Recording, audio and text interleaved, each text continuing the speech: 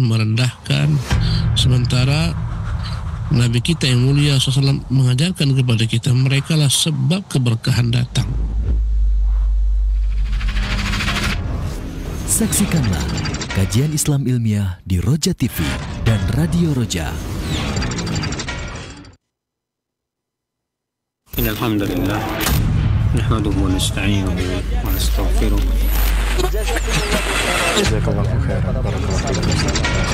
Roja TV, saluran tilawah Al-Quran dan kajian Islam.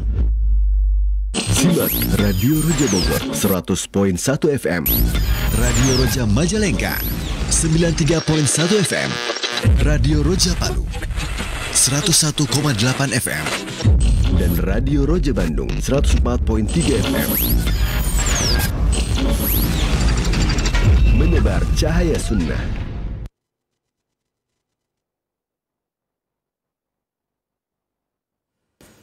Assalamualaikum warahmatullahi wabarakatuh. Alhamdulillah wassalatu wassalamu ala rasulillah nabiyina Muhammadin wa alihi wa sahbihi wa man walah. Asyhadu alla ilaha illallah wahdahu la syarikalah wa asyhadu anna Muhammadan abduhu wa rasuluhu wa la nabiyya ba'dahu wa ba'd. Ikhwatal Islam rahimani wa rahimakumullah, sahabat Roja, pemerhati Roja dimanapun Anda berada.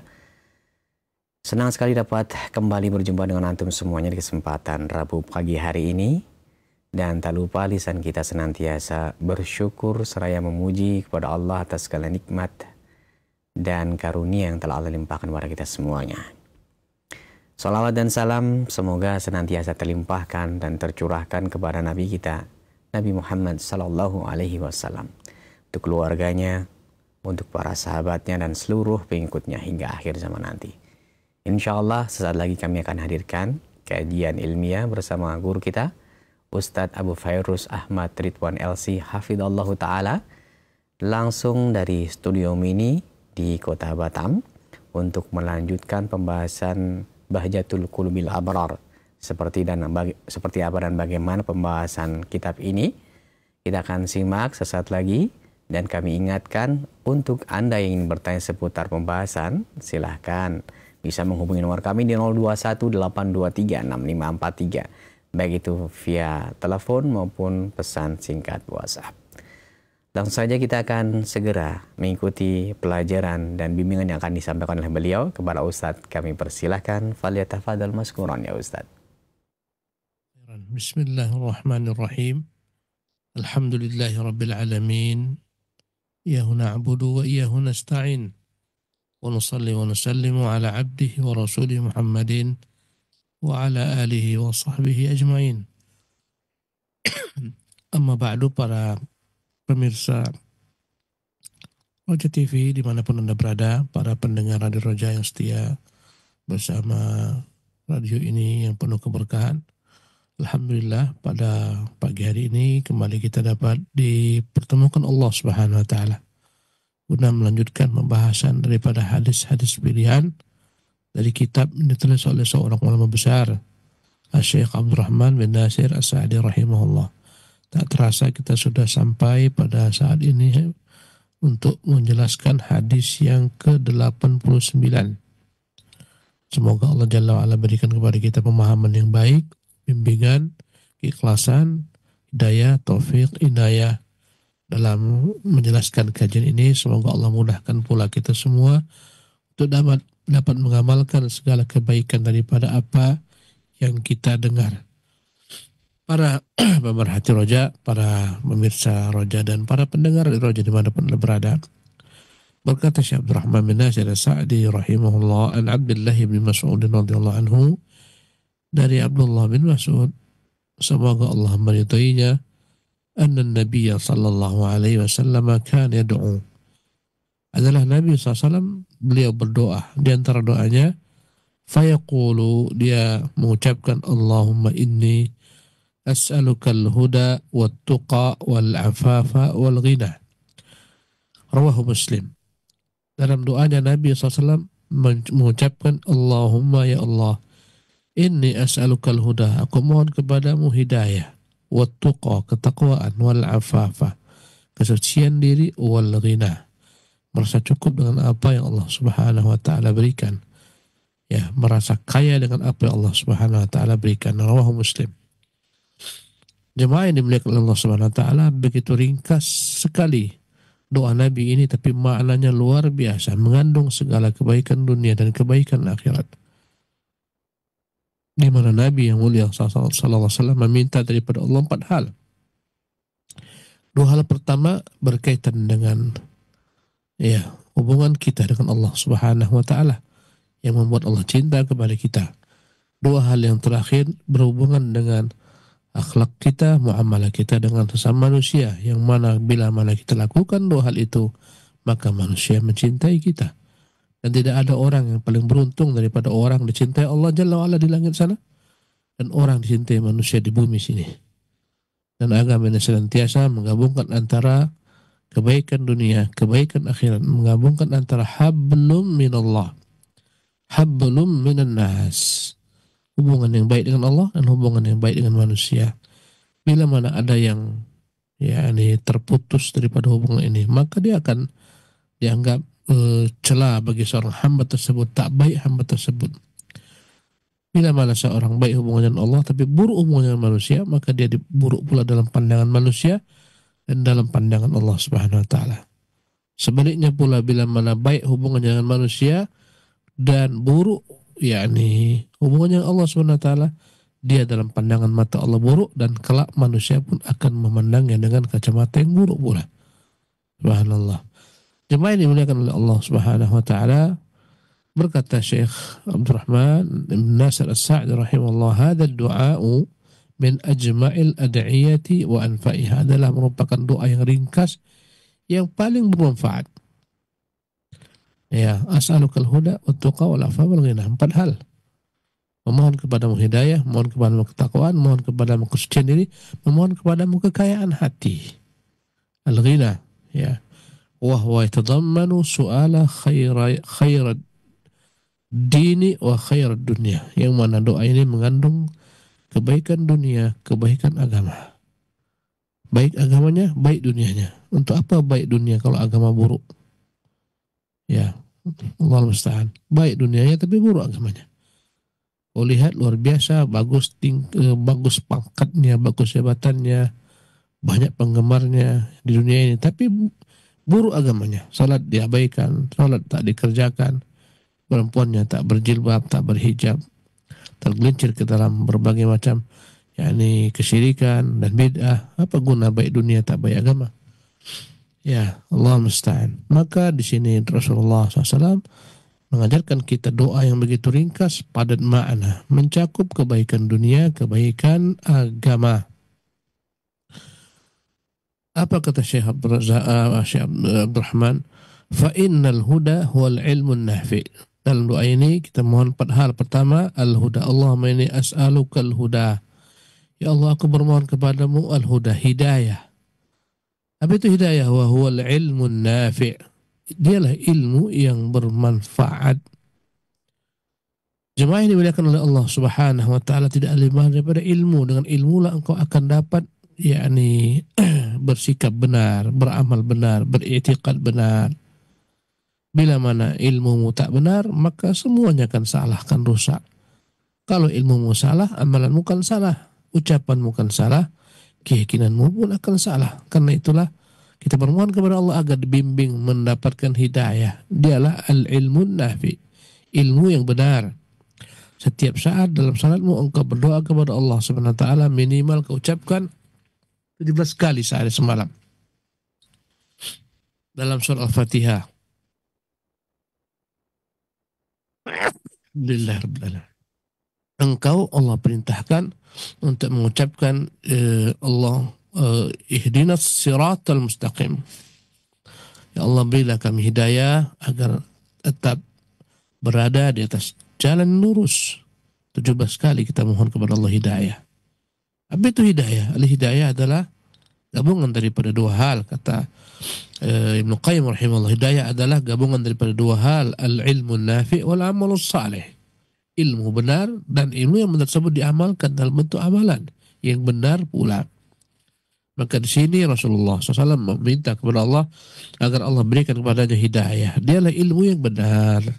Dengan ilmu yang benar ini kau akan selamat daripada segala kesesatan, segala penyimpangan. Ya. Dan untuk itulah misi para nabi. Mereka dikirim Allah SWT untuk membawa ilmu yang benar agar dengan ilmu yang benar tersebut terhindar manusia daripada segala macam keburukan dunia maupun keburukan akhirat. Allahu Akbar. Maka memohon kepada Allah hidayah, yaitu memohon kepada Allah agar Allah berikan kepadamu ilmu yang benar, ilmu yang bermanfaat.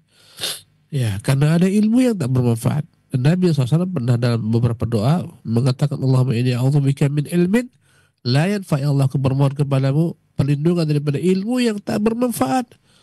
Ya, banyak orang menyangka dia belajar ilmu yang bermanfaat, padahal ilmu yang membahayakan dirinya. Ya, mempelajari tentang Allah, nama-namanya, sifat-sifatnya, mengikuti jalan ahli filsafat atau mengikuti jalan ahlul kalam. Dia mengira inilah ilmu yang bermanfaat, padahal sebenarnya dia telah meninggalkan ilmu Nabi yang mulia sallallahu alaihi wasallam. Jemaah yang dimuliakan oleh Allah Subhanahu wa taala, maka ilmu yang bermanfaat itu ilmu yang datang daripada Allah Subhanahu wa taala. Yang dijelaskan oleh Rasulnya yang mulia sallallahu alaihi wasallam, itulah ilmu. Setiap kali kau mendengar kata-kata ilmu yang termuat dalam Quran, dalam sunnah Nabi, maka makna adalah ilmu yang bermanfaat, yang datang daripada Allah dan datang daripada Rasulnya. Allah mengatakan kepada Nabi-Nya, wa qur rabbi zidni ilma, katakan Muhammad, tambahkanlah ya Tuhanku untukku ilmu. Ilmu apa? Ilmu yang bermanfaat. Ya. Dan ilmu yang bermanfaat adalah ilmu tentang Allah Jalla wa'ala, karena dialah zat yang paling agung, yang paling baik, yang paling luar biasa, yang paling segala-galanya. Iya. Jadi ilmu yang bermanfaat adalah ilmu tentang Allah Subhanahu wa taala. Kau memahami Allah, Tuhan yang kau sembah. Siapa dia? Apa nama-namanya? Apa sifat-sifatnya? Setiap nama mengandung sifat. Apa perbuatan-perbuatannya? Apa hikmahnya? Inilah ilmu yang paling bermanfaat. Ilmu anillah, dan ini ilmu paling mahal. Dialah ilmu akidah, dialah ilmu tauhid. Ya. Yang kedua, ilmu yang bermanfaat adalah ilmu tentang ya an awamirillah, perintah-perintah Allah Subhanahu wa taala yang telah Allah Subhanahu wa taala turunkan untuk mengatur kehidupan manusia agar dapat terwujud kemaslahatan, terhindar kemudaratan. Ya, inilah ilmu. Ini dimaksudkan dalam segala macam bentuk yakni ucapan-ucapan, istilah-istilah ilmu dalam kitabullah dan dalam sunnah Rasulullah sallallahu alaihi wasallam. Ya, ilmu tentang Allah. Yang kedua, ilmu tentang awamiruhu, tentang perintah-perintahnya. Apa saja yang dia perintahkan, apa yang dia perintahkan untuk dilakukan, apa yang dia perintahkan untuk kita hentikan, apa yang Allah perintahkan secara hatman, wajib dikerjakan, apa yang Allah perintahkan anjuran, istihbaban, apa yang Allah SWT perintahkan untuk dihindari secara mutlak, haram, dikerjakan, apa yang Allah perintahkan untuk dihindari tapi tidak secara mutlak, anjuran, namanya makruh. Ini ilmu. Jadi inilah sebaik-baik ilmu. Dan inilah dasar ilmu. Ilmu tentang Allah, ilmu tentang perintah-perintahnya. Yang pertama namanya tauhid. Dan yang kedua adalah ilmu yang berkaitan bagaimana engkau menyembah Allah Subhanahu wa ta'ala. Ya, yang datang dari Rasulullah SAW. Bagaimana engkau salat. Apa perintah Allah SWT yang kau harus pahami. Apa yang harus kau kerjakan. Bagaimana cara mengerjakannya. Inilah ilmu tentang syariat. Ilmu tentang agama Allah SWT. Ini semuanya ilmu yang bermanfaat. Ya, karena sebagian orang mempelajari ilmu bahkan mendatangkan petaka musibah baginya. Allah musta'an. Ada orang belajar ilmu sihir, ada orang belajar ilmu santet. Ya, apa gunanya? Ada ilmu yang tidak mendatang manfaat, maka kita berlindung kepada Allah. Jangan sampai kita sibuk menimba ilmu yang kita berkira bermanfaat, ternyata ilmu yang melalaikan. Berapa banyak orang tahu segala sesuatu tentang dunia ini. Ya'lamuna zahiran min hayati dunia. Tahu dia si fulan, si alan, si fulan jatuh, si fulan naik, si fulan meninggal, si fulan. Segala sesuatu tahu dia, tapi tentang Allah tidak tahu. Tentang perintah-perintahnya enggak kenal. Allah dia sembah enggak tahu. Di mana Tuhan dia sembah dia enggak tahu. Allahu Akbar. Ya. Maka Nabi yang mulia SAW mengajarkan kita berdoa kepada Allah agar memohon hidayah. Berkata Syekh Abdul Rahman, fa innal huda huwal ilmun nafi. Al-huda itu adalah ilmu yang bermanfaat. Tak ada ilmu yang bermanfaat kecuali yang datang daripada Rasulnya. Itulah kebenaran. Al-haqqu min rabbik. Kebenaran itu datang daripada Tuhanmu. Fala takunanna minal mumtarin. Jangan kau ragu-ragu. Selain daripada kebenaran ini adalah kebatilan. Famadza ba'dal haqqi illa dhalal. Tidaklah ada setelah kebenaran kecuali kebatilan atau keraguan-raguan. Ya. Jemaah yang dimuliakan oleh Allah SWT, maka inilah doa yang pertama, memohon kepada Allah hidayah. Allahumma inni as'alukal huda. Itulah gabungan daripada al-hidayah, ilmu dan amal. Di sini ditekankan pada permintaan Nabi yang mulia SAW kedua, Allahumma inni as'alukal huda wattuqa, ya Allah aku bermohon kepadamu ilmu yang benar, hidayah yang menggiringku kepada ilmu yang benar. Kemudian yang kedua adalah at-tuqa, ketakwaan. Takwa adalah bentuk daripada mengamalkan ilmu yang benar tersebut. Bila mana perintah dia kerjakan, bila mana larangan dia tinggalkan. Inilah makna takwa. Ya, setelah ilmu benar, tak ada guna ilmu jika tidak aku amalkan. Maka mengamalkan ilmu itulah namanya takwa. Ya, karena hakikat daripada takwa adalah anta malah bi taatillah, engkau mengerjakan segala macam bentuk ketaatan kepada Allah. Ya, engkau tahu ada perintah salat, perintah zakat, perintah haji, berbakti pada orang tua, engkau mengamalkannya. Anta malah bi taatillah, engkau mengerjakan berbagai ketaatan kepada Allah. Ala nurin minallah, di atas cahaya Allah, di atas ilmu yang benar, di atas wahyu yang benar. Ada dalilnya, ada perintahnya, bukan mengarang-arang. Ya. Raja'a mengharapkan ya ridwanillah. Engkau berharap dengannya keridhaan Allah Subhanahu wa taala. Ya. Dengannya engkau berharap kecintaan Allah Subhanahu wa taala. Kemudian wa anta truka ma'siyatullah. Engkau meninggalkan segala macam bentuk maksiat kepada Allah. Ala nurin minallah, di atas cahaya daripada Allah. Khifata adzabillah, karena kau takut diazab oleh Allah Subhanahu wa taala. Jadi takutnya adalah terjemah daripada ilmu an-nafi. Ya. Ilmu itu harus diterjemahkan dalam bentuk amalan. Karena itulah kau perhatikan dalam Al-Quranul Karim segala macam ayat iman, di sampingnya ada amal, dan iman adalah merupakan natijah atau hasil daripada ilmu yang lurus, ilmu yang benar, yang melahirkan keyakinan yang tak goyah. Itulah iman. Setelah iman ini menghujam dalam hatimu, maka berikutnya ada kewajiban untuk mengamalkan konsekuensi iman. Karena itulah Allah mengatakan innal ladzina amanu wa amilus salihati kanat lahum jannatul firdausi nuzula. Sesungguhnya orang-orang yang beriman dan beramal saleh disiapkan bagi surga Jannatul Firdaus sebagai tempat. Maka amal inilah yang disebut dengan nama at-tuqa. Apalah guna ilmu jika tak diamalkan? Dan Allah mencela Yahudi karena mereka tak punya amal. Ilmu mereka punya, tapi mereka tidak mengamalkan ilmu yang mereka pahami. Bahkan Yahudi kita ketahui adalah umat yang paling banyak menyimpang. Mereka mengetahui kenabian Muhammad, tapi mereka tak mau beriman dengannya. Mereka mengetahui kebenaran, tapi mereka meninggalkannya. Inilah penyakit yang paling dibenci oleh Allah Subhanahu wa taala. Yahudi punya ilmu tapi tak punya amal. Sebaliknya kaum Nasara pun musibah. Kaum Nasara ini getol beramal tapi tak punya ilmu, beramal di atas bid'ah. Maka kedua umat ini adalah umat dicela oleh Allah Subhanahu wa taala dalam surah Al-Fatihah. Ketika kita disuruh memohon hidayah kepada Allah Subhanahu wa taala, mereka hidayah yang telah Allah anugerahkan kepada mereka, orang-orang Allah berikan nikmat daripada golongan para nabi, siddiqin, syuhada dan salihin. Setelah itu Allah melarang kita meniru dua umat yang menyimpang. Yang satu adalah ghairil maghdubi alaihim, bukan jalan orang-orang yang kamu murkai. Nabi yang mulia menafsirkan yang dimurkai Allah adalah kaum Yahudi karena mereka mengetahui kebenaran, ilmu ada tapi tak ada amal. Bahkan amalan mereka menyelisihi ilmu mereka. Dan inilah orang Allah murkai. Dia tahu kebenaran tapi tak mau diamalkan. Ya, betapa tercelanya orang-orang semacam ini, ahli ilmu yang punya ilmu tapi tidak ada amal, tidak mau mengamalkan konsekuensi ilmunya. Dia adalah sebagaimana Heraklius, dia tahu kebenaran Nabi yang mulia SAW, tapi tak mau ikut Nabi. Mengapa? Mengapa tak mau ikut Nabi? Dia khawatir akan hilang kekuasaannya, jabatannya. Inilah orang yang tahu, berilmu, tapi tidak ada amalan. Dan inilah orang-orang Yahudi dan semacamnya yang rusak daripada alim ulama umat ini, punya ilmu segudang tapi tak mengamalkan. Mereka meniru orang-orang Yahudi. Mereka belum dapat hidayah. Hidayah bukan hanya sekedar kau tahu, tapi tahu dan kau amalkan. Banyak orang yang tahu disuruh sholat akhi, sholatlah akhi. Dia katakan, ya aku tahu sholat wajib. Ya, tapi sekedar tahu, kenapa nggak diamalkan? Datang nanti perintah puasa Ramadan, puasa akhi, aku tahu puasa Ramadan itu wajib. Untuk apa kau tahu jika tak kau amalkan? Konsekuensi ilmu melahirkan amal. Al-ilmu bila amalan kasyajari bila thamar. Ilmu yang tak diamalkan bagikan pohon tak ada buah. Ya, buah daripada ilmu adalah amal. Bila mana kau tahu, hendaklah kau amalkan. Berkata Ali, tahafatil ilmu amal. Ilmu itu akan menyuruh-nyuruh orang untuk mengamalkan sang ilmu. Fa in istajabu illa irtahal. Bila mana diamalkan maka akan mendekamlah, akan tertahanlah ilmu tersebut padanya selama-lamanya. Bila mana tak diamalkan ilmu, maka ilmu akan pergi meninggalkannya. Ya. Maka jemaah ini dimuliakan Allah Subhanahu wa taala, berkata Syekh Abdul Rahman, "Wattaqa al-amalus salih." Taqwa itu adalah amal yang benar. Ya, wa tarku ma nahallahu wa rasuluhu anhu, meninggalkan apa yang dilarang Allah dan Rasulnya. Itulah taqwa. Mengerjakan perintah, menjauhi larangan.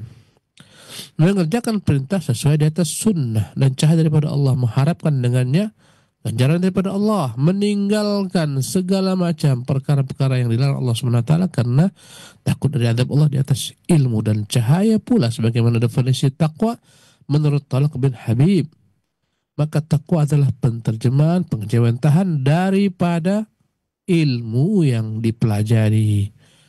Ya, Syekh Al-Albani rahimahullah senantiasa menyuarakan dua suara. yakni dengan hal inilah umat ini akan kembali kepada kejayaannya, sebab umat ini tertinggal, yakni di belakang umat-umat lainnya, terserpi-serpi, terpecah belah, terkebelakang gara-gara mereka meninggalkan dua hal ini. Apa dia? Yang pertama adalah at-tasfiyah, meninggalkan tasfiyah, kemurnian agama.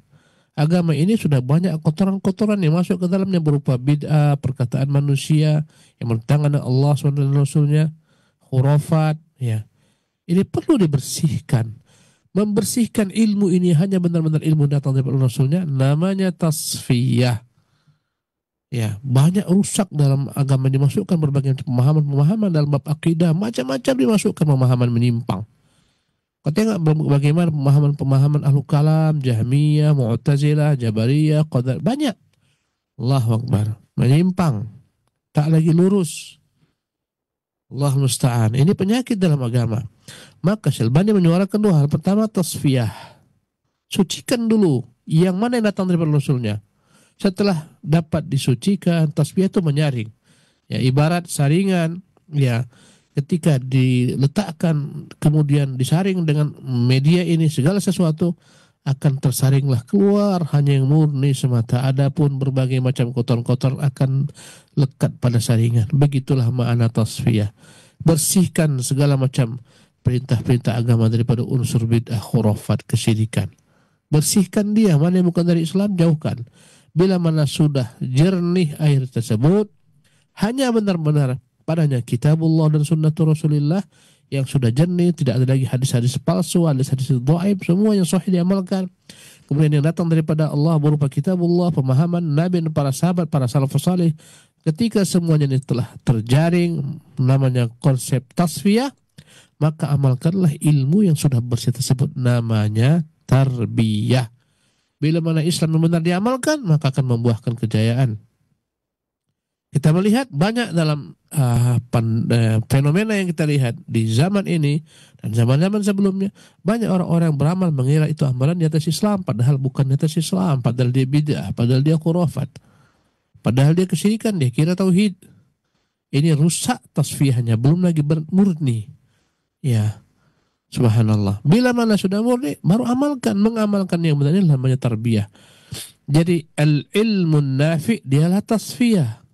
Wattuqa, Allah min as'alukal huda, al-huda inilah tasfiyah. Wattuqa, at-tuqa itulah namanya tarbiyah, mendidik umat untuk mengamalkan apa yang sahih daripada ajaran agama, mengerjakan perintah-perintah agama, menjauhi larang-larang agama. Inilah namanya proses tarbiyah, inilah disebut dengan nama at-tuqa. Maka kita bermohon kepada Allah dua hal. Allahumma inni as'alukal huda wattuqa, ya Allah, aku bermohon kepadamu hidayah berupa ilmu yang benar, wattuqa, penterjemahan ilmu yang benar berupa amalan-amalan. Bila perintah kau lakukan, bila larangan kau tinggalkan, dengan mengharapkan ganjaran Allah tabaraka ta'ala untuk melaksanakannya dan untuk meninggalkannya, dan di atas sunnah Rasulullah sallallahu alaihi wasallam. Kemudian jemaah yang dimuliakan Allah Subhanahu wa taala, berkata Syekh Abdul Rahman, wa bidzalika yusluhuddin, bila mana engkau telah benar ilmumu dan kau amalkan, dengan itulah agama akan menjadi baik. Fa inna ad-dina ulumun nafi'ah, karena agama ini kumpul daripada ilmu-ilmu yang bermanfaat, wa ma'arifu sadiqah, informasi wawasan yang benar, yang jujur, fahiyal huda, ini semuanya masuk ke dalam hidayah, al-huda. Maka al-huda adalah segala macam ilmu-ilmu yang benar tentang Allah dan tentang Rasulnya. Perintah Allah dan perintah Rasulnya. Ya, kata beliau rahimahullah, fahyal huda wa qiyamun bi ta'atillahi wa rasulih fahuwa tuqa. Setelah ini ilmu benar, informasi itu benar, maka amalkanlah. Taatilah Allah SWT dengan mengamalkan perintah-perintah Allah, taatilah Rasulnya. Itulah namanya tuqa, ya, ketakwaan. Bila mana hal ini kau lakukan, engkau berusaha menimba ilmu yang benar, setelah kau tahu, kau amalkan, maka engkau akan meraih kecintaan Allah, kebaikan agama. Itulah namanya khairuddin. Maka Allah akan mencintaimu. Subhanallah. Dan kita hidup bukan hanya kita dan Allah semata, kita hidup antara kita dan Allah dan antara kita dan manusia. Manusia tersebut banyak jumlahnya di luar kita. Ada orang-orang terdekat kita berupa anak, istri kita, orang tua kita, saudara, saudari, bibi, paman. Ini orang-orang terdekat. Ada tetangga dan seterusnya. Dan dalam bermuamalah kepada manusia ini pun ternyata ada juga Rasulullah Sallallahu Alaihi Wasallam berdoa kepada Allah Subhanahu Wa Taala agar dicintai manusia. Apa bunyinya? Allahumma inni as'alukal huda wat tuqa. Yang ketiga, wal afafa. Ya Allah, aku mohon kepadamu al-afaf. Al-afaf adalah dari kata-kata iffah. Iffah adalah menjaga kehormatan diri, kesucian diri. Ya, agar engkau tidak dilecehkan manusia. Itu namanya al-afaf. Jaga segala macam gerak-gerikmu, sikapmu, perkataanmu agar engkau tak dilecehkan manusia, tak dicela manusia. Inilah namanya al-afaf. Ya Allah, min as'alukal huda wa tuqal afaf. Arti al-afaf iffah. Agar kau tak dihinakan manusia, engkau tidak meminta-minta kepada manusia, tak bergantung kepada manusia, tak mengemis kepada manusia. Ya, agar engkau tak dihina manusia, engkau jaga sikapmu, akhlakmu. Kau tak melecehkan kaum wanita misalnya, atau tidak genit kepada pria contohnya. Dia jaga kesucian dirinya. Inilah maknanya al-iffah. Subhanallah. Orang yang hidupnya dengan sifat iffah akan dicintai manusia. Dia tak menyusahkan orang, dia menjaga dirinya agar tak dicela orang, dia jaga akhlaknya, dia jaga perkataannya. Maka gabungan daripada ini semua disebut iffah. Ya, dari kata-kata affa, ya iffu, iffatan, artinya adalah menghalangi diri daripada segala macam perkara-perkara buruk yang membuat dia dicela orang. Dia jaga lisannya, tak berdusta, itu iffah. Tak berghibah, tak menyakiti orang, tak mencela orang, ini namanya iffah. Ya. Dia jaga kemaluannya, tak ganggu istri orang, tak ganggu gadis orang. Ya. Tak ganggu perempuan yang tak hal baginya, ini iffah. Kebalikan daripada sifat iffah adalah sifat keji, al-fahish, ganggu orang, ya, ganggu si orang, ganggu anak gadis orang. Alhamdulillah min dzalik, ya. Ini adalah orang hilang daripada sifat iffah. Mengambil harta orang, korupsi, manipulasi, ini hilang daripada sifat iffah. Dia akan dibenci orang. Maka kita bermohon kepada Allah memiliki sifat iffah agar dengannya orang-orang mencintai kita. Allahu Akbar. Maka orang yang tidak memiliki sifat iffah akan dibenci oleh manusia, akan dibenci oleh Allah Subhanahu Wa Taala. Maka inilah yang diminta Nabi SAW dalam doanya, yakni karakter yang ketiga. Allahumma inni as'alukal huda wa tuqa. Huda adalah ilmu yang bermanfaat. Tuqa adalah mengamalkan ilmu yang bermanfaat. Perintah-perintah maupun larangan-larangan. Perintah dikerjakan, larangan tinggalkan. Yang ketiga, wal afaf. Memohon kepada Allah kesucian diri dari segala macam celaan manusia, celaan makhluk. Dengan menjaga kehormatan diri, menjaga sikap, menjaga perkataan. Ini namanya iffah. Ya, berkata Syekh Abdul Rahman, wal afafa wal ghina. Aku bermohon kepada Allah, al-iffah tadi sudah kita jelaskan, wal ghina.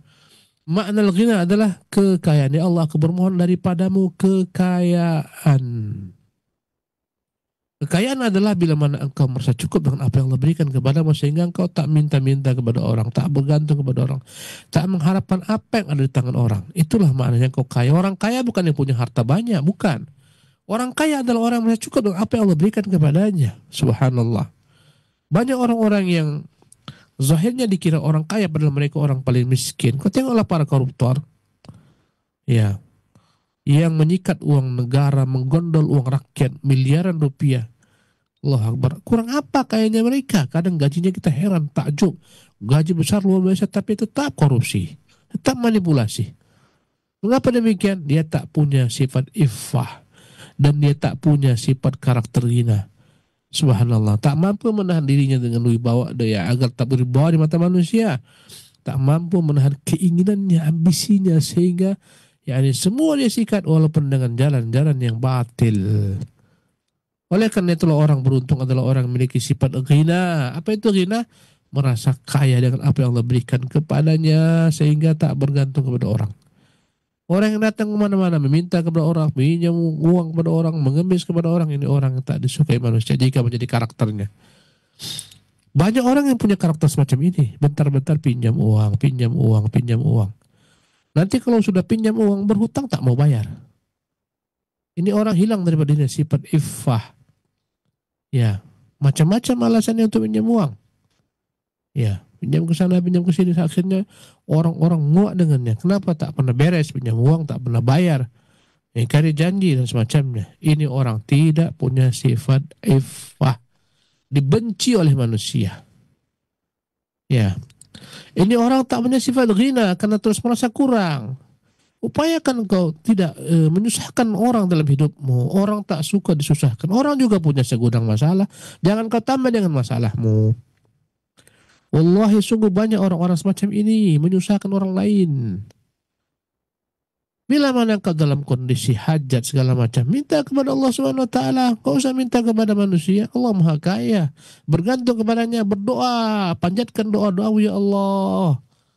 Aku butuh kepada bantuanmu ya Allah. Mudahkan urusanku ya Allah. Lunasi hutangku. Minta kepada Allah. Kau lihatlah bagaimana Musa alaihissalam dikejar-kejar Fir'aun dalam ketakutan, lari dari Mesir, tiba-tiba sudah sampai di negeri Madian di Jordania. Bayangkan panjangnya perjalanan Nabi Musa alaihissalam. Dia lihat ada orang-orang yang membutuhkan bantuan, dua gadis yang sedang menyiapkan minuman-minuman untuk kambing-kambing mereka. Maka Musa menawarkan bantuan, maka Musa uruskan seketika selesai cepat perkara mereka. Setelah itu dia membantu orang tanpa pamrih. Dia kembali kepada naungan pohon. Situlah dia berdoa, Rabbi inni lima anzalta ilayya min khairin faqir. Ya Allah, betapa butuhnya aku dengan bantuanmu ya Allah. Aku fakir kepadamu Tuhan. Aku butuh kepadamu. Makna fakir adalah butuh. Orang fakir orang yang butuh kepada orang lain. Di sini Nabi Musa menyatakan kefakirannya hanya kepada Allah. Rabbi inni lima anzalta ilayya min khair fakir. Tuhan, sungguh aku benar-benar berhajat. Aku fakir dengan bantuanmu. Dia tak minta balasan dengan apa yang dia perbuat kepada manusia. Dia minta kepada Allah balasan, kemudahan. Allahu Akbar. Sebentar Allah pun datangkan kepadanya bantuan. Dia diundang oleh Nabi Syuaib, dinikahkan oleh Nabi Syuaib, lepaslah syahwatnya, lepaslah hajatnya dalam keadaan aman, sehat walafiat. Allahu Akbar. Maka jangan kau susahkan manusia. Cukup dengan apa yang Allah berikan kepadamu. Ya, orang tak senang disusahkan, orang tak senang kau banyak minta kepadanya. Mintalah kepada Allah Subhanahu wa taala. Inilah namanya al-ghina. Al-ghina, engkau cukup dengan Allah Subhanahu wa taala semata. Bila mana kau susah, mengeluh kepada Allah. Kau lihat bagaimana Nabiullah Ya'qub ketika dia merasa kesusahan hati, hilang putra yang disayanginya, hilanglah Bunyamin, hilanglah Yusuf. Apa kata dia? Innama ashku bathi wa huzni ilallah. Aku mengadukan duka laraku hanya kepada Allah Subhanahu wa taala. Zaman sekarang semua orang ngadu kepada makhluk. Masalah rumah tangga nanti muncul di media sosial. Masalah dengan istrinya muncul di media sosial. Masalah dengan keluarganya dan seterusnya. Ngadu terus kepada manusia. Manusia akan semakin mengobarkan api kebencian, dendam, kesumat, perpecahan. Cukuplah kau mengadu kepada Allah Subhanahu wa taala. Jangan susahkan manusia. Manusia tak suka disusahkan. Jangankan orang jauh, orang tuamu tak suka dia disusahkan oleh anaknya. Bentar-bentar anak nyusahkan orang tua, minta uang orang tua, minta orang tua. Bakti kepada orang tua tidak sedikit, tapi permintaan banyak, menyusahkan orang tua. Orang tua nggak suka dengan semacam ini. Allahu Akbar. Apalagi di luar mereka. Maka 4 karakter ini, Allahu Akbar, bermohon hidayah, bermohon ketakwaan, bermohon ifah kepada Allah, bermohon ghina, ini adalah 4 perkara dengan yang engkau akan dicintai manusia. Berkata Syekh Abdurrahman, wal afaf wal ghina yatadammanu al afafa 'anil khalqi. Makna al afaf adalah mencakup engkau merasa cukup, tak menyusahkan makhluk. Ya. Wa adamu ta'liqil qalbi bihim. Engkau tidak menggantungkan hidupmu, hatimu dengan mereka. Bentar-bentar datang ke fulan, bentar-bentar datang ke fulan. Orang tak mau kau susahkan. Jangan sering minta bantuan orang. Minta Allah SWT. Ya, wal ghina billahi wa bi rizqihi. Engkau cukupkan, rasalah engkau benar-benar kaya dengan pemberian Allah SWT. Apa yang Allah berikan kepadamu, engkau rasakan itu semua cukup. Ya, wal ghina billahi wa bi rizqihi. Karena itulah orang paling kaya adalah orang yang paling cukup dengan apa yang Allah berikan kepadanya. Adalah kekayaan yang paling mahal, namanya al-qanaa'ah. Ini kekayaan yang paling mahal, kekayaan yang tak pernah habis-habisnya. Apa dia? Merasa cukup dengan apa yang Allah berikan. Allahu Akbar. Ini namanya qanaa'ah. Bila kau punya sifat qanaa'ah, engkau paling kaya meski engkau tak berharta, tak berkedudukan, tak berjabatan, tak punya pengaruh, tak punya pengikut. Subhanallah, engkau lah orang paling kaya.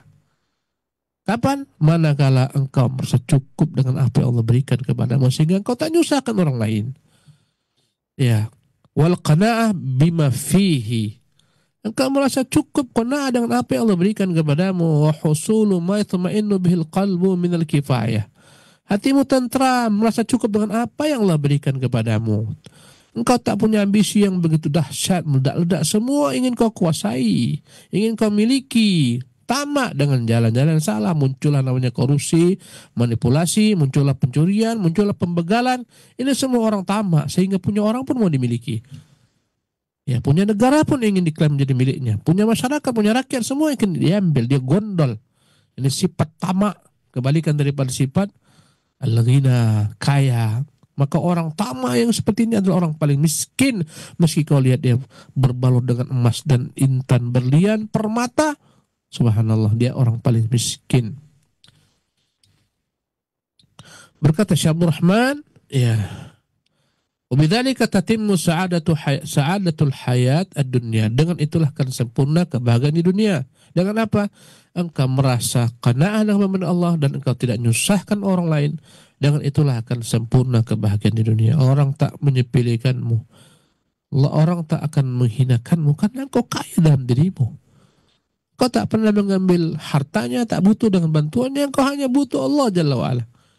Tatimmu sa'adatul hayatid dunya. Dengannya akan beruntung, berbahagia, berjaya kehidupan di dunia. Warrahal qalbiyah. Dengannya akan beruntung pula lah hati, akan senantiasa tentram, tenang. Karena enggak bergantung sama orang. Kalau kau bergantung sama orang, kesana kemari pinjam, kadang-kadang tak diterima orang, ditolak orang, kau sedih. Kadang-kadang disepelekan orang, kadang-kadang dihinakan orang. Allahu Akbar. Dengan engkau memiliki sifat qanaa'ah, engkau tidak akan terusik dengan manusia karena engkau tak butuh manusia, kau hanya butuh Allah Jalla wa'ala. Manusia kan enggak mengusikmu karena enggak butuh dengan apa yang ada pada mereka. Orang sangat senang kepada orang yang tidak menyusahkan dia. Ya. Wahyal hayatu thayyibah, itulah kehidupan yang paling baik. Faman ruziqal huda wat tuqa, kata Syekh Abdul Rahman, siapa yang diberikan hidayah, ya, berupa ilmu yang benar, wat tuqa, kemudian dia mengamalkan ilmu yang benar tersebut dalam bentuk takwa, mengerjakan perintah, menjauhi larangan, wal afaf wal ghina, Allah berikan kepadanya sifat iffah, menjaga kesucian dirinya, tak menyusahkan manusia, al ghina, merasa kaya dengan pemberian Allah SWT, nalas sa'adatain, dia akan meraih dua keberuntungan, keberuntungan dunia, keberuntungan akhirat. Kecintaan Allah, kecintaan makhluk. Wa hasal lahu kullu matlub, wa hasal lahu kullu matlubin, akan terwujudlah untuknya segala macam apa yang dia inginkan. Wa naja min kulli marhum, akan selamat daripada segala yang tidak dia inginkan. Selamat daripada celaan orang, selamat daripada hinaan orang. Subhanallah. Ya, selamat daripada celaan Allah Subhanahu wa taala. Wallahu alam, inilah merupakan doa yang ringkas, pamungkas, doa yang begitu cerdas. Subhanallah, amalkan, niscaya Allah Subhanahu wa taala akan mencintaimu, makhluk pun mencintaimu. Allahumma inni as'alukal huda wat-tuqa wal afafa wal ghina. Demikianlah kajian singkat kita pada pagi hari ini. Semoga menginspirasi Anda semua, mendatangkan bagi kita energi yang kuat untuk tetap berusaha menimba ilmu, mengamalkan ilmu tersebut, dan berusaha untuk memiliki sifat iffah dan qanaah agar manusia tidak merendahkan kita. Wallahu ta'ala a'lam wa sallallahu wasallam wa barak ala abdihi wa rasulih Muhammad wa akhiru da'wana alhamdulillahi rabbil alamin. Kita kembalikan kepada pembawa acara kita. Tafadhal akhi, Allahumma barik. Baik Ustaz, barakallahu fikum wa jazakallahu khairan. Terima kasih atas bimbingan serta pelajaran telah disampaikan kepada kami di kesempatan pagi hari ini. Semoga menambahkan ilmu kita dan Allah berikan taufik untuk kita bisa mengambil faedah-faedah yang bermanfaat dari penjelasan Ustadz berkaitan dengan doa yang mengumpulkan kebaikan dunia dan akhirat ini. Selanjutnya kami persilahkan bagi Anda yang bertanya di 0218236543 atau melalui pesan singkat di nomor tersebut. Kami akan berikan kesempatan untuk Anda yang ingin bertanya secara langsung maupun pesan singkat. Silahkan. Halo. Halo, Assalamualaikum warahmatullahi wabarakatuh. Waalaikumsalam warahmatullahi wabarakatuh. Dengan siapa, di mana? Mohon maaf.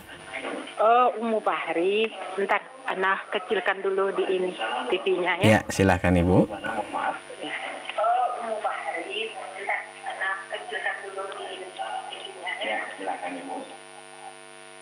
Nah, baik, sudah. Nah Ustaz. Ana mau bertanya ya, tapi mungkin ini lari dari tema ya. Jadi apa aja, jadi pikiran aja. Nah, pertanyaannya, bolehkah itu kuburan itu ditanamin dengan rumput gitu supaya tanahnya itu nggak turun? Apakah boleh gitu? Itu aja Ustaz pertanyaannya. Syukron, jazakumullah khairan. Assalamualaikum warahmatullahi wabarakatuh. Waalaikumsalam warahmatullahi wabarakatuh. Mohon maaf Ustaz, pertanyaan tidak bersesuaian dengan pembahasan kita kali ini. Silahkan Ustaz kalau mau dijawab. Bismillah, alhamdulillah, wassalatu wassalamu ala rasulillah, la hawla wa la quwata illa billah wa ba'du. Para jemaah sekalian, tentunya dalam agama kita ini segala sesuatu lengkap. Demikian juga dalam perkara kuburan, agama kita lengkap padanya panduan. Di antara panduan agama tentang perkara kuburan, kita dilarang untuk menduduki kuburan. Ya, lebih baik bagi seorang, kata Nabi SAW, dibakar pakaiannya daripada harus duduk ke kuburan. Karena orang meninggal punya kehormatan, maka jangan diganggu kehormatannya. Jangan duduki kuburan, dilarang oleh Nabi yang mulia SAW. Kemudian dilarang di antara perkara kuburan, dalam adab kita mengunjungi kuburan, kita dilarang sholat ke arah kuburan. Dilarang kita sholat di sisi kuburan. Ya, kuburan bukan tempat ibadah. Ibadah tempatnya adalah rumah-rumah kita, masjid-masjid Allah Subhanahu wa taala. Kata Nabi, la taj'alu buyutakum quburan. Jangan jadikan rumah-rumah kalian itu bagaikan kuburan. Bacakanlah padanya Al-Baqarah, sesungguhnya setan akan menjauh daripada rumah yang dibacakan padanya Al-Baqarah. Di antara bentuk panduan sunnah Nabi dalam hal kuburan adalah kita dilarang membangun kuburan tinggi-tinggi dengan berbagai macam bangunan-bangunan. Dilarang mendatangkan apapun bahan-bahan material dari luar. Kata Ali bin Abi Thalib, aku diperintahkan Nabi SAW untuk tidak membiarkan kuburan tinggi kecuali aku hancurkan. Ya, dalam agama kita kuburan itu hanyalah satu shibr, satu jengkal, dia lebih tinggi daripada tanah. Sebagai tanda dia itu kuburan. Subhanallah. Dan segala macam bentuk kemewahan bukan untuk orang-orang yang telah mati. Sebagian orang-orang kuburan dibuat mahal-mahal, subhanallah, diberi macam-macam keramik, kemudian dibangunkan berbagai macam bangunan. Ini menyelisihi agama yang dibawa Rasulullah SAW. Ya, bahkan yang namanya kain kafan pun tak perlu yang mahal-mahal, karena kafan akan segera habis. Ya, yuslabu sari'an. Yang paling penting bagi seorang ketika dia mati adalah amalan yang dia lakukan ketika dalam kehidupan di dunia. Itu yang paling penting. Maka dalam sunnah kuburan disunahkan untuk dinaikkan satu jengkal, kemudian diletakkan padanya batu penanda, ya, bahwasanya ini kuburan atau yang semacamnya. Itu sunnahnya. Adapun mendatangkan hal-hal lain untuk kuburan, ya, dibangun cincin kuburan, dibawa kepadanya pasir, kerikil, dicat dan semacamnya, ini menyelisih petunjuk yang dibawa Muhammad sallallahu alaihi wasallam. Kemudian bagaimana jika kuburan tersebut dibuat bagaikan taman-taman, diletakkan padanya berbagai macam bunga-bunga, diletakkan padanya rumput-rumput mahal, rumput Swiss, rumput Jepang. Maka kita katakan ini menyelisih sunnah Rasulullah sallallahu alaihi wasallam.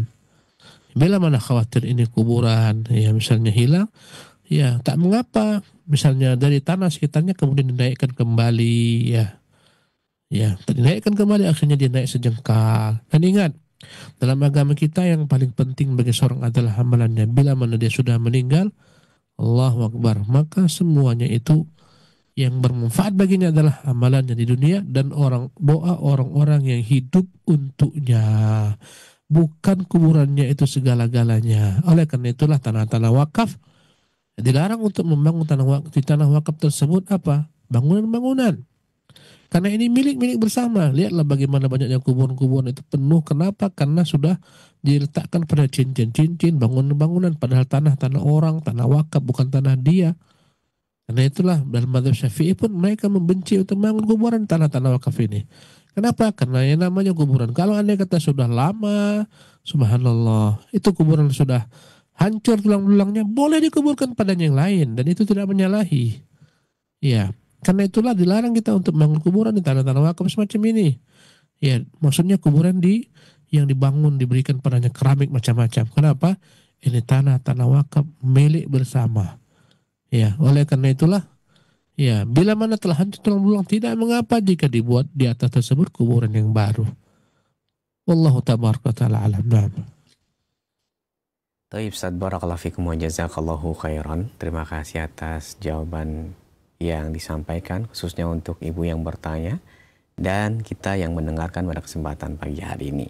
Berikut ini kami bacakan dari hamba Allah yang bertanya, Ustadz, apakah doa ini boleh dibaca kapan saja, khususnya ketika kita merasa banyak dosa atau merasa penat karena tuntutan dari istri atau anak-anak yang tidak sanggup kita penuhi di dunia ini?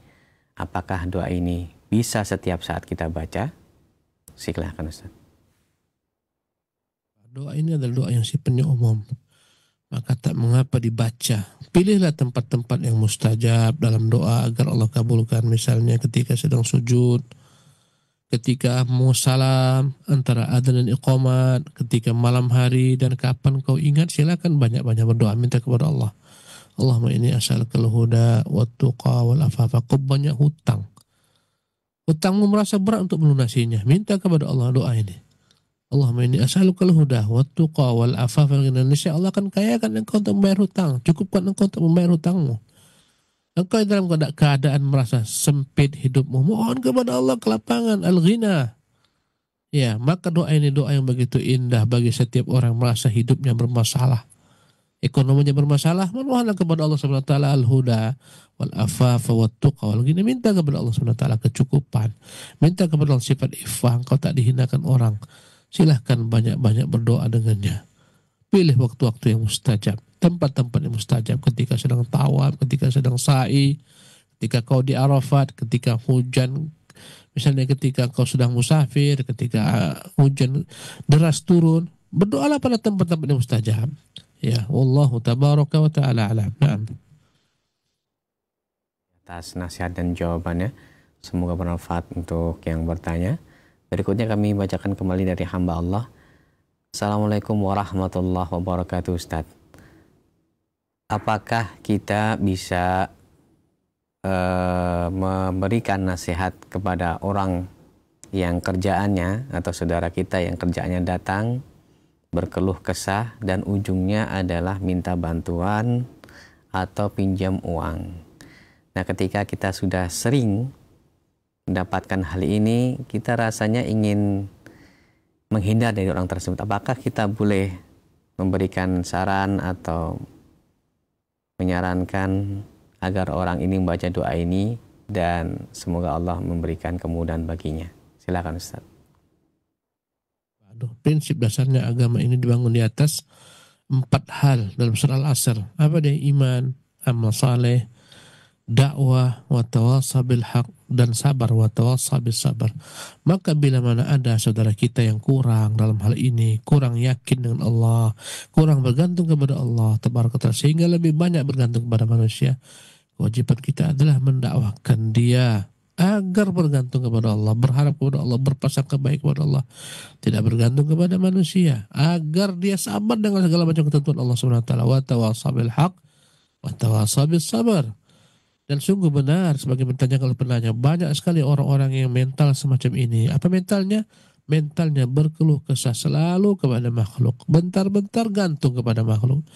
Dan kita tak senang digantungi orang. Kenapa manusia tak senang digantungi orang? Karena manusia terbatas, lemah. Allah hartanya tak terbatas, kerajaannya tak terbatas, rahmatnya tak terbatas, tak terukur semuanya. Manusia mengapa tak suka disusahkan orang? Karena semua terukur, hartanya terukur, kekayaannya terukur. Oleh karena itu kalau kau selalu minta kepada dia, minta bantuan, pinjam uang, dan terus menerus, dia akan tak suka kepadamu. Allahu Akbar. Laporkan segala macam keluhanmu kepada Allah Jalla wa'ala. Ya, sungguh sebagian orang itu kadang-kadang masuk kepada kita nomornya, kalau andai kata dia telepon malah ditangkat. Mengapa malas tangkat? Paling pinjam uang. Paling minta uang. Allahu Akbar. Jadilah engkau orang yang dirindu manusia, ketika orang melihat nomor handphonemu, dia akan angkat dengan segala macam perasaan harap, perasaan cinta. Subhanallah, ini orang luar biasa, orang ini baik, penuh keberkahan, hidupnya penuh dengan kebaikan. Kalau dia telepon kau angkat. Subhanallah. Jadilah orang semacam ini. Jangan jadi sebagai orang jika lihat nomornya saja orang malas. Fulan paling pinjam uang, paling nyusahkan orang. Subhanallah, paling keluh kesah. Subhanallah. Dalam hidup di dunia dia sudah menyusahkan dirinya sendiri, menyusahkan orang lain. Seharusnya kalau kau susah diri, jangan susahkan orang lain, karena orang juga punya banyak masalah dalam hidup ini. Allahu Akbar. Allahu Akbar. Banyak orang semacam ini, ya.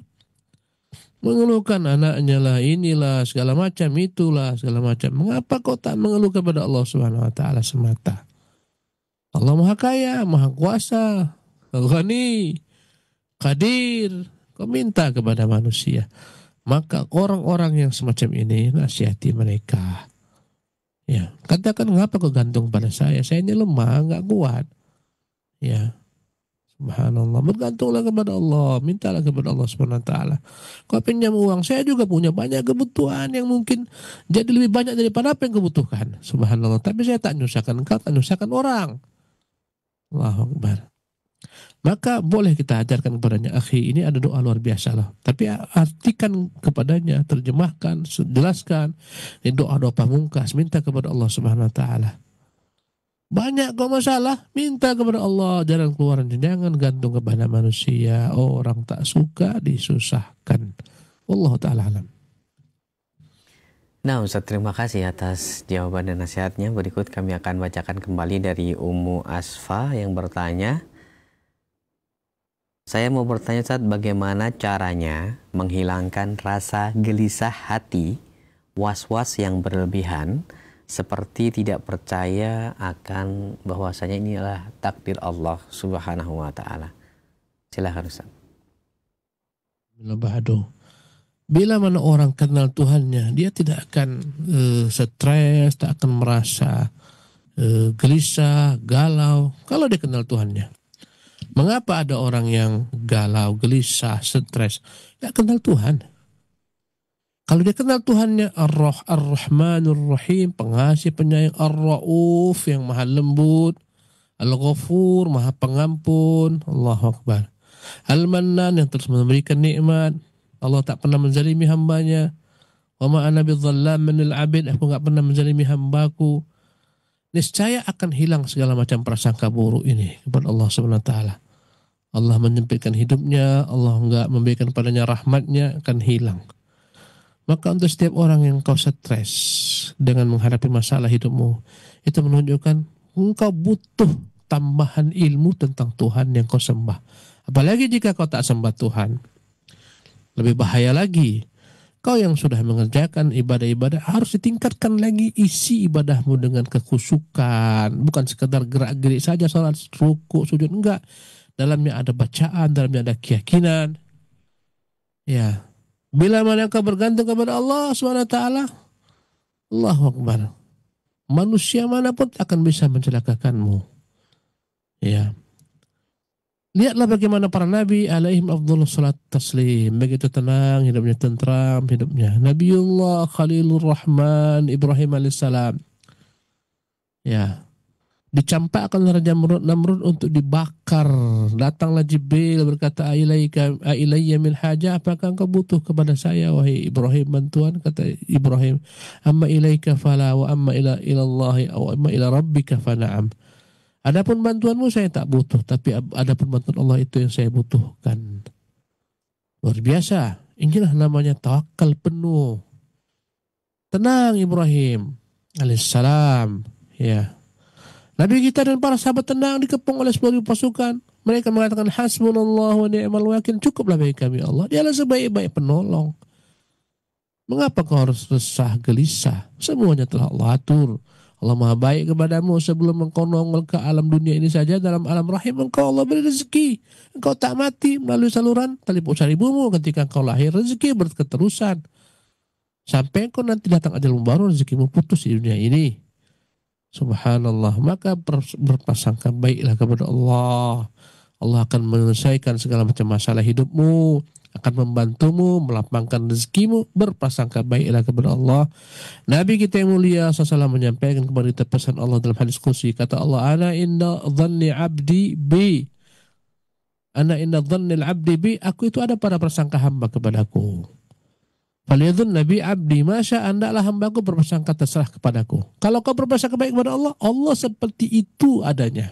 Bila mana kau berprasangka buruk kepadanya, maka engkau yang akan susah sendiri. Karena Allah tak pernah punya niat buruk kepadamu. Allah tidak pernah berniat menzalimi hamba-hambanya. Wa ma ana bidzallamin labid, aku tidak pernah menzalimi hambaku. Al-Alimul Hakim, di antara namanya adalah Maha mengetahui. Al-Hakim, Maha bijaksana. Enggak ada yang salah letak. Enggak ada rezeki yang salah alamat. Gak ada musibah yang di luar beban kapasitas kita untuk menerimanya. Semuanya ada kebaikan-kebaikan. Perbaiki hubungan dengan Allah SWT. Perbanyak zikir kepada Allah SWT. Ala bidzikrillah tatmainnul qulub. Ketahuilah, hanya dengan berzikir kepada Allah hati kan menjadi tentram. Wallahu ta'ala alam. Ustaz, terima kasih atas jawaban dan nasihatnya. Silahkan kembali kami berikan kesempatan untuk Anda yang bertanya di 0218236543 via telepon maupun pesan singkat. Kami tunggu pertanyaan Anda. Pertanyaan berikutnya, Assalamualaikum warahmatullahi wabarakatuh. Dari Maulana di Tangerang Selatan. Izin bertanya, apa faedah dari banyaknya doa memohon kebaikan dunia dan akhirat? Barakallahu fikum Ustaz. Bila ba'du. Semakin banyak engkau berdoa kepada Allah kebaikan dunia dan akhirat, maka Allah Subhanahu wa taala akan senantiasa memudahkan bagimu apa yang kau minta tersebut. Allahu Akbar. Dan doa ini luar biasa jemaah sekalian. Doa itu luar biasa. Doa adalah ibadah. Tiap kala kau berdoa, maka engkau akan dinilai Allah sedang mengerjakan suatu ibadah kepadanya. Kata Nabi, ad-du'a huwal ibadah. Doa itu sendiri adalah ibadah. Karena ketika engkau berdoa, sebenarnya engkau sedang memuja Tuhanmu Allah yang Maha Kuat, Maha Pengasih, Maha Penyayang, Maha Kaya. Engkau sedang merasakan kekediranmu, kenaifanmu, kebodohanmu, kepicikanmu, kedangkalanmu, kefakiranmu. Maka engkau menghinakan diri ini di hadapan Allah ibadah, engkau mengagungkan Allah ibadah, engkau minta kepada ibadah. Karena itulah Allah begitu cintanya kepada hamba yang banyak berdoa. Menunjukkan ini hamba sangat butuh kepada Tuhannya. Karena itulah Nabi ajarkan para sahabat untuk banyak berdoa kepada Allah. Sehingga para sahabat untuk memperbaiki sandal yang rusak pun mereka bermohon kepada Allah bantuan. Inilah namanya yakni doa. Ya, semakin banyak engkau berdoa, semakin banyak kau beribadah, semakin banyak ganjaran pahalamu, semakin dekat Allah kepadamu, semakin Allah mudahkan semua urusan-urusanmu dengan banyak berdoa. Doa itu Allah yang perintahkan, bukan kita. Ud'uni astajib lakum. Minta kepadaku, ku akan kabulkan apa yang kau minta kepadaku. Wa idza sa'alaka ibadi anni fa inni qarib ujibu da'wata da'i idza da'ani. Kalau ada yang bertanya kepada Muhammad tentang aku, katakan aku itu dekat. Aku mengabulkan doa orang-orang yang minta kepadaku. Dan doa itu semuanya baik, tak ada yang tak baik. Bila doa itu berupa kebaikan, maka dia baik. Mungkin jadi dengan doa tersebut Allah berikan kepadamu apa yang kau minta. Kau minta A, Allah berikan A. Kadang-kadang Allah ganti yang kau minta dengan sesuatu yang lain yang sepertinya bahkan lebih baik daripadanya. Engkau minta A, Allah berikan B di dunia ini. Allah Akbar. Kau minta Fatimah, Allah berikan kepadamu Zainab. Ternyata Zainab lebih baik daripada Fatimah misalnya. Yang ketiga, Allah SWT tak kabulkan doamu di dunia, Allah simpan, nanti akan dikabulkan di akhirat. Dan itu lebih utama, lebih besar ganjaran pahalanya. Maka tak ada keburukan dalam berdoa. Allah paling benci orang yang tak pernah berdoa kepadanya, sombong kepadanya. Ya. Innal ladzina yastakbiruna an ibadati sayadkhuluna jahannama dakhirin. Ketika Allah suruh meminta kepadanya, berdoa melalui Asmaul Husna, melalui nama-nama yang baik, Allah SWT mengatakan sesungguhnya orang-orang yang sombong dari beribadah kepadaku, mereka akan masuk neraka jahanam dalam keadaan terhina. Kenapa dikatakan sombong? Karena tak berdoa kepada Allah SWT. Orang tak pernah berdoa, orang paling sombong, dan Allah paling benci kepada orang sombong. Tak ada yang layak disombongkan karena dia begitu lemah, semuanya milik Allah SWT. Apa yang mau disombongkan? Kekayaan milik Allah, ketampanan milik Allah, kecerdasan milik Allah SWT. Wa ma bikum min ni'matin fa min Allah. Tidaklah ada semua nikmat yang ada pada kalian kecuali datang daripada Allah. Wallahu taala alam. Baik Ustaz, terima kasih atas jawabannya. Berikut kami bacakan kembali pertanyaan yang telah masuk dari pesan singkat. Assalamualaikum Ustaz, izin bertanya. Ustaz, bagaimana orang yang miskin tapi tidak mau meminta bantuan kepada orang lain? Apakah berdosa atau menjadi hilang sifat kebaikannya jika dia menerima bantuan dari orang lain? Silahkan Ustaz. Yang miskin itu dibagi dua. Ada orang miskin yang minta bantuan kepada orang, namanya as-sa'il. Ada orang miskin, dia tak pernah meminta bantuan kepada orang lain, namanya al-mahrum. As-sa'il wal mahrum, dua karakter orang. Ada yang memang susah, dia minta bantuan orang. Dia datang kepada orang kaya, berikanlah saya hak daripada fakir miskin, daripada hartamu. Ini namanya peminta-minta. Bahasa Arabnya adalah as-sa'il. Ya. Dan kita disuruh untuk memberikan orang-orang semacam ini bantuan. Was-sa'ilin kata Allah, dan memberikan kebaikan kepada orang-orang yang meminta-minta. Ya. Dan ada orang-orang yang tak meminta-minta, namanya al-mahrum. Dan ini yang paling utama, ini yang paling ideal. Oleh karena itulah, bila mana engkau dalam keadaan fakir miskin, seyogyanya engkau mengetuk pintu Allah daripada mengetuk pintu manusia. Allah lebih tahu kemaslahatan daripada manusia. Kemudian bila mana kau minta kepada manusia bantuan, kadang-kadang kau hanya sakit hati. Tak dapat apa yang kau minta itu diwujudkannya. Bahkan kadang-kadang orang sudahlah payah minta kepada dia bantuan, nggak dapat dibantu, bahkan dapat semprotan, bahkan dapat celaan, dapat penghinaan. Allahu Akbar. Mengapa tak minta kepada Allah SWT? Ya. Bila mana kau memang dalam keadaan kondisi tertentu memang butuh bantuan, tak usah kepada semua orang. Kepada orang-orang tertentu saja yang kau anggap bisa memecahkan masalahmu, problemmu. Dan ingat, jangan banyak minta bantuan kepada orang tersebut, orang bersangkutan, jangan. Sekali dua selesai. Ya. Karena tipe manusia tak senang diganggu, tak senang dimintai terus bantuan karena dia punya banyak hajat. Ya. Jadi tak mengapa orang miskin dalam keadaan tertentu dia minta kepada manusia bantuan, minta-minta, tak mengapa, tapi bukan permanen, bukan menjadi profesinya minta-minta sebagaimana yang ada sekarang. Wallahi mereka makan harta haram. Apa dia? Profesinya sebagai pengemis. Dalam Islam pengemis itu bukanlah profesi yang permanen. Sesaat. Wallahu ta'ala alam. Naam. Barakallahu fikum wa jazakallahu khairan. Dan kami bacakan pertanyaan terakhir dari hamba Allah. Bagaimana kedudukan doa ketika seorang hamba itu melakukan maksiat kepada Allah? Silahkan Ustaz. Bismillah, alhamdulillah. Ketika seseorang bermaksiat kepada Allah, maka dia harus berdoa kepada Allah agar Allah mengampuni maksiatnya. Agar dia bertaubat segera kepada Allah Subhanahu wa taala. Jangan terus dalam gelimang maksiat.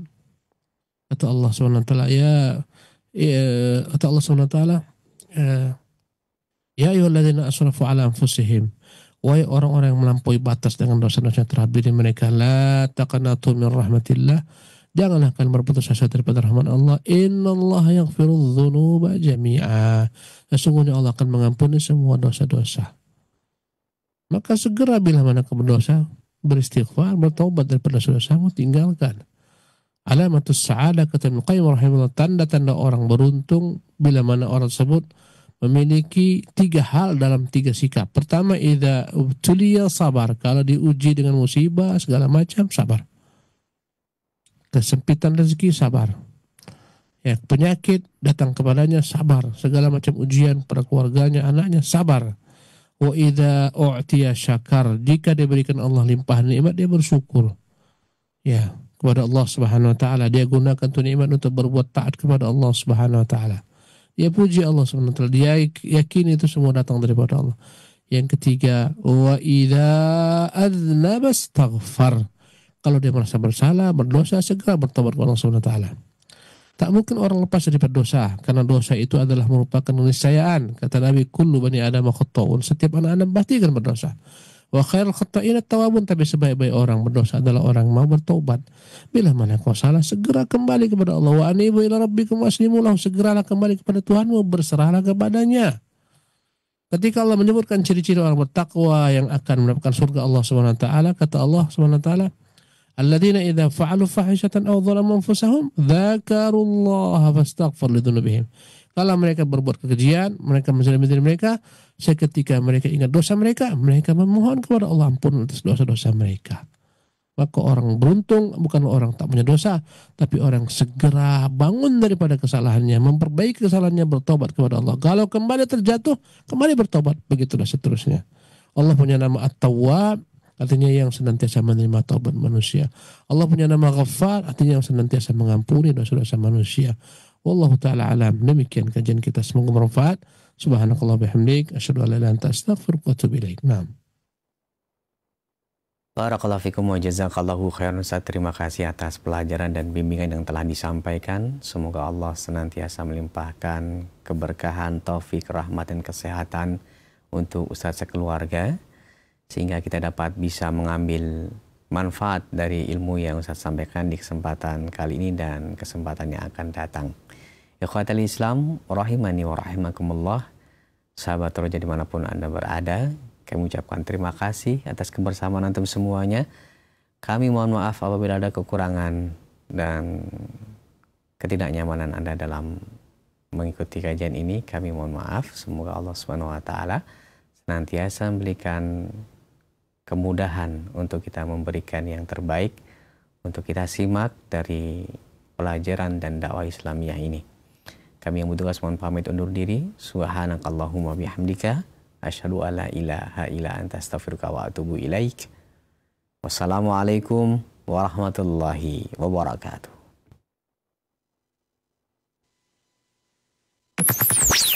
Roja TV, saluran tilawah Al-Quran dan kajian Islam.